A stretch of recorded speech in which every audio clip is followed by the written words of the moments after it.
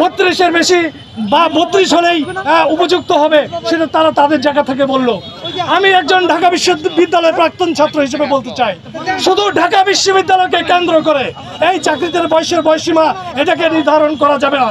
বাংলাদেশে আরো 40টা পাবলিক বিশ্ববিদ্যালয় আছে, প্রায় 100টা প্রাইভেট ইউনিভার্সিটি আছে। বাংলাদেশের সবচেয়ে বেশি বড় বিশ্ববিদ্যালয়, বেকার তৈরির কারখানা যেটাকে বলা হয়, সেই জাতীয় বিশ্ববিদ্যালয়, যেখানে প্রায় 20 লাখ স্টুডেন্ট পড়াশোনা করে, তাদের কথাও তো আপনারা চিন্তা করেনি। কিন্তু আমরা বারবার বলে আসতেছি যে চাকরি শুধু আমার দরকার নাই, আমি চাকরির জন্য এই 35 চাচ্ছি না। আমরা চাই এই চাকরির বয়সসীমা ক্ষেত্র বিশেষে উন্মুক্ত করে দেওয়া হোক, যে কোনো বয়সে যে কোনো সময়ে সে যেন চাকরিতে আসতে পারে। আজকে যদি একজন রিক্সাওয়ালার ছেলে তার যদি সাংসারিক ভাবে সে সেইভাবে তার ছেলে মেয়েকে উপযুক্ত করাইতে না পারে, সেই ছেলে যদি উপযুক্ত হতেই 40 বছর চলে যায়, তার কি দোষ? সে তো আসতেই পারে 40 বছর পরে। এখনো এই সরকারকে আমরা বলতে চাই, এখনো সময় আছে। আপনারা সেই 18 নভেম্বরে 32কে সিদ্ধান্ত করে যে প্রজ্ঞাপন দিয়েছেন, সেটা তো আমরা ঘৃণা ভরে প্রত্যাখ্যান করেছি। সেটাকে দ্রুত নতুন প্রজ্ঞাপন করে সেই 35-37-এর প্রজ্ঞাপন দেবেন এবং ক্ষেত্র বিশেষ উন্মুক্ত করবেন।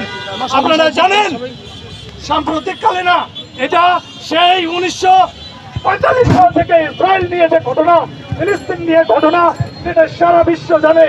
এই ইসরায়েল দখলদার বাহিনী কন্টিনিউয়াসলি ফিলিস্তিনের মানুষকে পাখির মতো গুলি করে মারতেছে, এখানে মানবিকতা বলতে কিচ্ছু নাই। আপনারা জানেন সাম্প্রতিককালে এই ইসরায়েলের কপি ইসরায়েল ইন্ডিয়া কি করেছে? ওয়াকফ আইন বিল পাস করেছে। এই ওয়াকফ আইন বিল একদম শতভাগ মুসলিম বিরোধী আইন।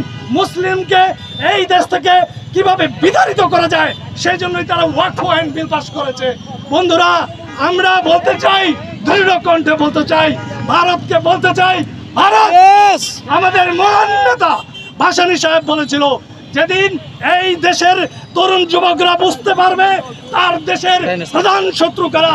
হ্যাঁ ভাসানী সাহেব, আমরা খুব মনে প্রাণে আমরা দেখতেছি, বুঝতে পারতেছি আমার এই পাশের দেশ ভারত যে আমার উন্নয়নের জন্য প্রধান প্রতিবন্ধকতা। এই ভারতকে 71 থেকে বর্তমান পর্যন্ত বাংলাদেশের যত চুক্তি হয়েছে, সেই চুক্তিগুলো নতুন করে পর্যালোচনা হবে, যেগুলা উভয়ের স্বার্থ 100 ভাগ হবে, সেই চুক্তিগুলাই বহাল হবে। বাকি চুক্তি একদম মানে বাজে অর্থ ঘোষণা করতে হবে। আমরা দেখতেছি তাদের ইন্ডিয়ান র এইখানে এখন পর্যন্ত যেভাবে কাজকর্ম চালায়, এই সাম্প্রতিককালে আপনারা জানেন যে সৌদি রাষ্ট্রদূতকে নিয়ে যে ঘটনা ঘটেছে, বিশেষ করে মডেল মেঘলাকে নিয়ে, এটাও একটা পরিকল্পিত ঘটনা, ইন্ডিয়ান র দ্বারা সংগঠিত। বাংলাদেশের শ্রমবাজার যেন খুব তাড়াতাড়ি ধূলিসাৎ মাটিতে মিশিয়ে যায়, তারই একটা সুপরিকল্পিত পরিকল্পনা এই ইন্ডিয়ান র দ্বারা সংগঠিত হয়েছে। বন্ধুরা, যতক্ষণ পর্যন্ত বাংলাদেশের মানুষ, বাংলাদেশের তরুণ যুবক বেকার এই ভারতকে শত্রু হিসেবে বুঝতে পারবে না, ততক্ষণ বাংলাদেশ উন্নত বিশ্ব হিসেবে দাঁড়াতে পারবে না। বন্ধুরা, আমরা ভারতকে হুঁশিয়ার করে দিতে চাই, বাংলাদেশের দিকে চোখ না তাকিয়ে সাম্প্রতিককালে আপনারা মুসলিমদের উপরে যেভাবে নির্যাতন হত্যাকাণ্ড চালিয়েছেন, মানবিকতার ন্যূনতম যদি আপনারা চিন্তা করেন, সেইটার দিকে খেয়াল রাখেন। বাংলাদেশকে নিয়ে আপনাদের তাকাতে হবে না। 1 মিনিটের জন্য বিরতি পালন করতেছি।